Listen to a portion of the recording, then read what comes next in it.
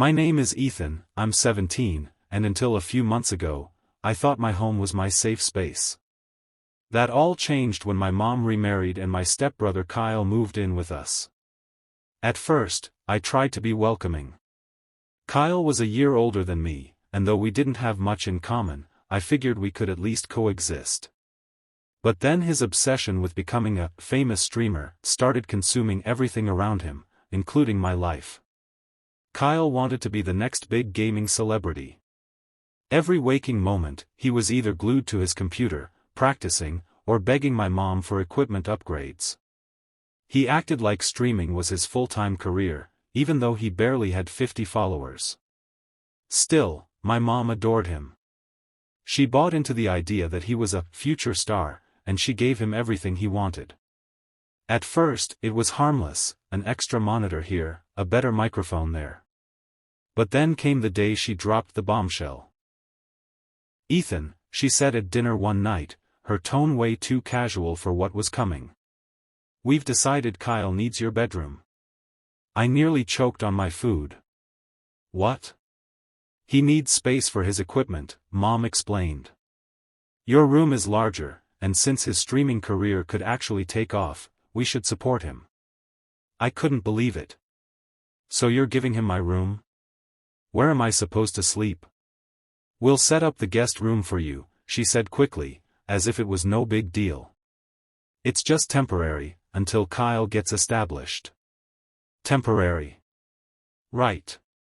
The so-called guest room was basically a storage closet with a bed shoved inside. It had no windows, smelled like mothballs, and was half the size of my original room. Meanwhile, Kyle strutted around like he'd won the lottery. "This is perfect," he said smugly as he moved his equipment into my old room. Finally, a proper streaming setup. I wanted to scream. That room had been mine since I was a kid. The walls still had posters I'd hung years ago, the shelves held my books and trophies, and now Kyle was tearing it all down to make space for his cameras and neon lights. But Mom didn't care. All she saw was Kyle's potential. Anytime I complained, she'd shut me down. "Ethan, stop being selfish. Your stepbrother is working hard on his dream. You should be proud of him." Proud? He was literally living in my room while I was shoved into a closet. I tried to put up with it at first. But Kyle's streaming wasn't just about the room, it consumed the entire house. He'd scream into his microphone until 2 a.m., waking me up through the thin walls of the guest room. If I dared to ask him to keep it down, he'd laugh and say, "Get used to it, little bro, fame doesn't wait for anyone."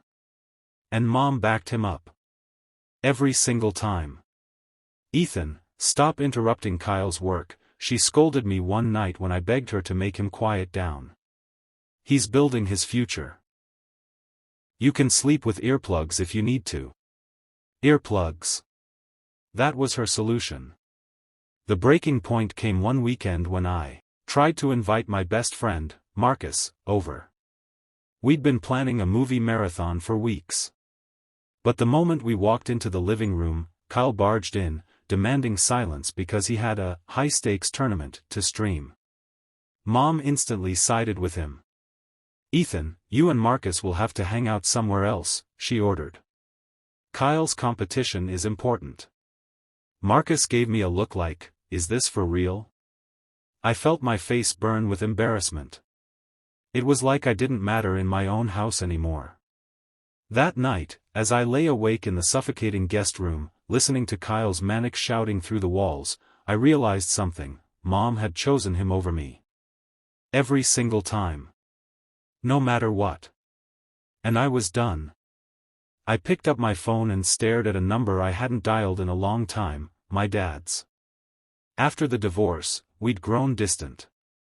He lived in another city now, busy with work and his new life. Mom never encouraged me to reach out, she always said he wasn't reliable. But right then, I didn't care. I needed someone, anyone, who would actually listen to me. My hands shook as I pressed the call button.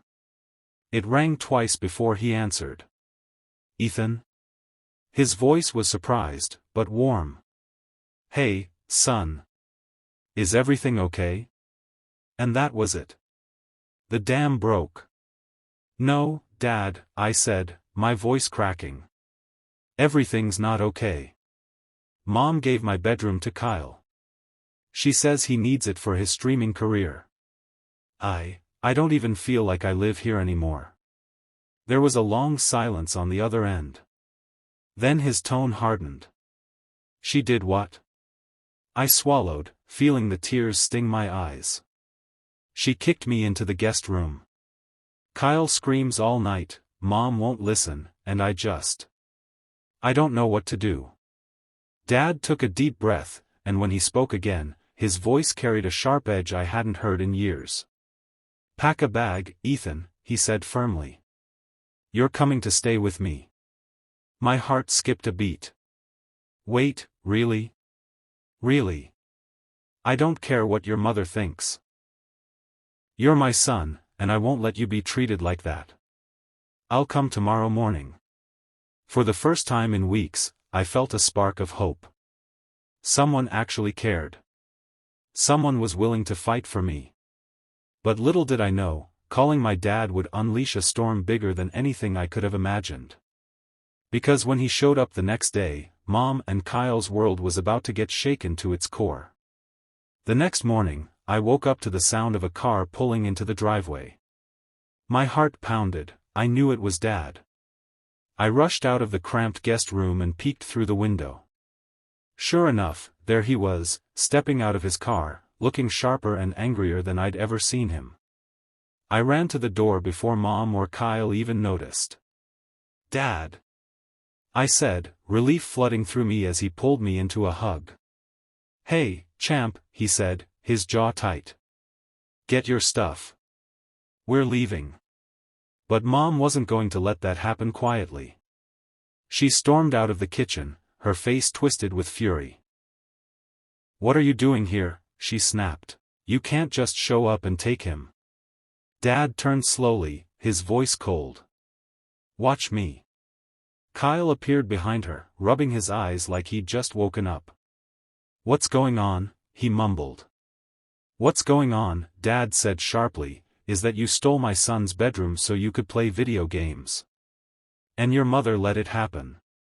Mom folded her arms. "Kyle is building a future. Streaming is a real career now. I'm supporting him because he has potential. Ethan doesn't need a big room for school and homework." I felt my stomach twist. Homework. That was all she thought I was worth. Dad's eyes narrowed. "He doesn't need a big room. He needs his home, Sarah. He needs to feel like he belongs here.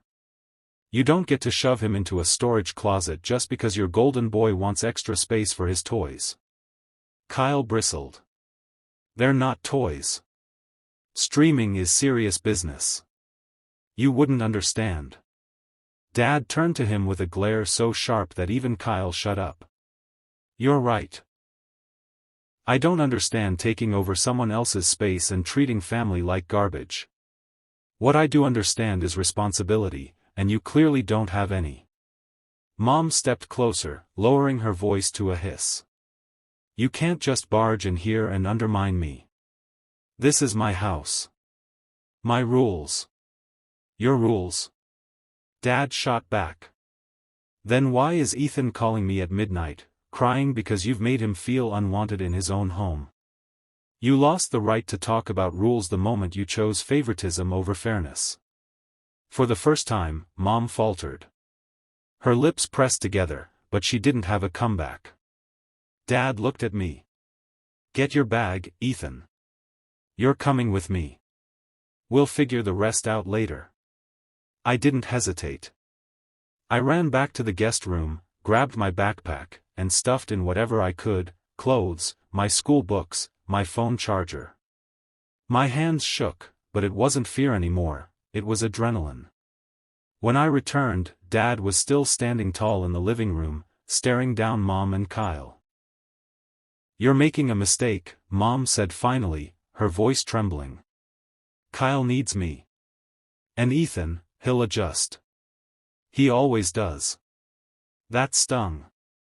That was all I'd ever been to her, someone who adjusts, who sacrifices, who gets shoved aside while Kyle takes the spotlight.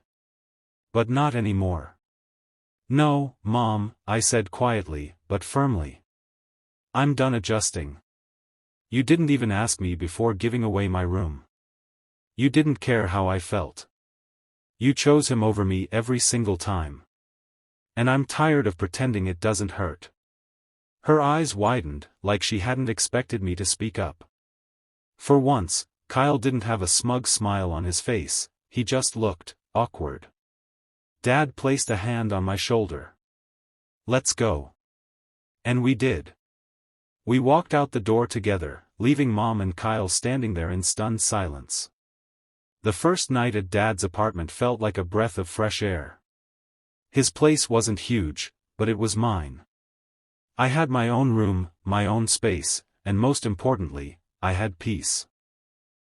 No screaming into microphones at 2 a.m., no neon lights flashing through the walls, no feeling like a guest in my own home.